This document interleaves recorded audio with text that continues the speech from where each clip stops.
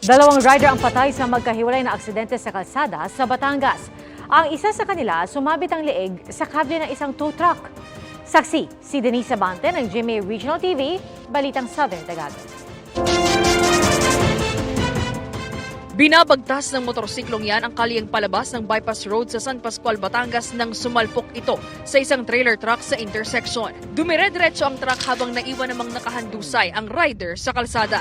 Tatawid kasi siya medyo mabilis yung takbo ng bawat sasakyan.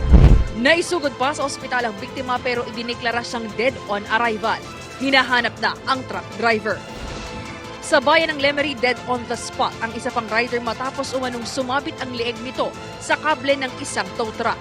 Ayon sa mga pulis, nakatigil noon ang tow truck sa kanang bahagi ng kalsada at hinihila ang isang bus na nabalahaw sa putikan. Ang biktima pauwi na sana kasama ang kanyang mga kaibigan.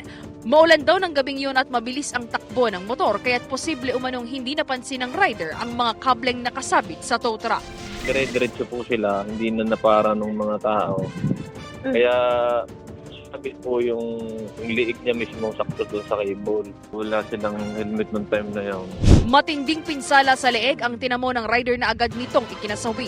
Ayon sa mga pulis, nagkausap na ang pamilya ng biktima at driver ng tow truck. Para sa GMA Regional TV, Balitang Southern Tagalog at GMA Integrated News, Denise Abante, ang inyong saksi. Mga kapuso, sama-sama tayong maging saksi. Mag-subscribe sa GMA Integrated News sa YouTube. Para sa mga kapuso abroad, samahan niyo kami sa GMA Pinoy TV at sa www.gmanews.tv.